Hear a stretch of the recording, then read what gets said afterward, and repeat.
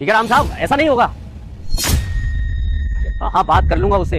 हाँ पक्का भाई, अरे ऐसी कोई बात ही नहीं है। अंकल, ये क्या है, ये सब क्या है? अंकल मैंने आपकी बेटी से शादी कर ली, अब आप रोक नहीं सकते हम दोनों को जाने से। मैंने मना किया हुआ था ना कि इस लड़के से शादी नहीं करनी, और तूने फिर भी विधवा होते हुए इस लड़के से शादी कर ली। अंकल प्रॉब्लम क्या है, मैं अच्छा कमाता हूँ, मेरी फैमिली अच्छी है, आप एक बार चल के बात तो करते, लेकिन आपने एक बार भी बात नहीं की। जब मैंने तुमसे बोला कि मैं दिव्या से बहुत प्यार करता हूँ और वो भी मुझे चाहने लगी है, लेकिन आपने अपने घमंड के आगे किसी की नहीं चलने दी, इसीलिए मुझे ये सब करना पड़ा। वो घमंड नहीं है, समाज में भी कोई इज्जत है, कोई समाज के नियम कानून है, हमें उसका भी तो देखना होता है। पापा बस करिए आप, आपने पहले ही मेरी शादी जबरदस्ती कहीं और करा दी, जबकि हम दोनों एक दूसरे से प्यार करते थे। हमने कितना मनाने की कोशिश की आपको, फिर भी आपने मेरी शादी कहीं और करा दी। जब मैंने मना किया कि मैं किसी और से शादी नहीं करूंगी, तो आपने मुझे धमकी दी कि आप अपनी जान ले लोगे।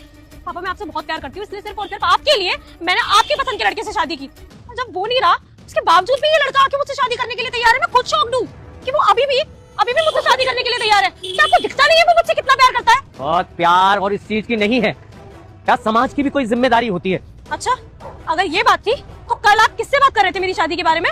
बुआ जी से बात कर रहे थे ना, जिसके लिए लड़का देखो, जिसकी दूसरी शादी करानी है। तब कहाँ गया था आपका समाज? तो घर में तो बात करनी होती है ना, घर में बात नहीं, घर वालों से बात नहीं करेंगे तो किससे बात करेंगे? क्या फालतू में किसी और से बात करें? पापा बस करिए, आपने पहले ही ना मेरी जिंदगी बहुत बर्बाद कर दी, और अब फिर से वो मत करिए।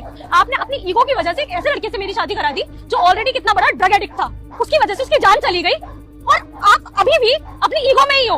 अभी भी आप ये नहीं मानने के लिए तैयार हो कि इस वक्त आपकी पसंद गलत थी और मेरी सही थी। देखो बेटा, बहुत सारी चीजें सोचनी पड़ती है, केवल लड़की की पसंद नापसंद के अलावा बहुत सारी चीजें देखनी पड़ती है।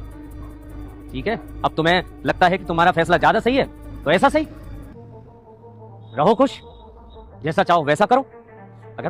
मुझे अगर थोड़ा सा टाइम देती तो हो सकता है कि मेरा मन बदलता, मैं शायद तुमसे इसकी शादी करा देता, पर तुमने उतना टाइम दिया भी नहीं। अंकल हमें डर था कहीं आप दोबारा से जबरदस्ती शादी ना करा दो। अरे बेटा, इसकी बुआ बात कर रही थी, मैंने बात नहीं करी थी, बुआ रिश्ते की बात कर रही थी, तो मैंने उनसे ये कहा था कि मुझे कुछ समय दो, हो सकता है कि मैं तुम्हारी शादी उससे, लेकिन मैं बुआ से बात नहीं कर सकता था इस मामले में। अंकल शादी तो अभी भी हम कर सकते हैं ना समाज के सामने, अगर आप राजी हो तो आप मेरे घर पर आके एक बारी बात कर लीजिए। मैंने अपने घर पे दिव्या के बारे में सब कुछ बता रखा है। देखो बेटा, ज्यादा अच्छा ये होगा कि तुम्हारे यहाँ से पहल होगी तो मैं अपने घर वालों को मना लूंगा कि तुम लोग पहल कर रहे हो, तो एक समाज में नई चीज आएगी। तो बेहतर ये है, मुझे अब इस शादी से कोई एतराज नहीं, लेकिन ज्यादा अच्छा रहेगा कि अगर तुम्हारे परिवार अगर हमारे घर आ जाए तो बहुत अच्छा रहेगा, और मुझे भी खुशी होगी कि मैं एक अच्छे परिवार में लड़की को जाने दे रहा हूँ। ठीक है अंकल, मैं कल या आज ही अपने परिवार वालों को आपके घर लेके आता हूँ। तुम घर पे ये किसी को बताना मत, और मैं तुम्हारी शादी करवा दूंगा उससे, ठीक है बेटा?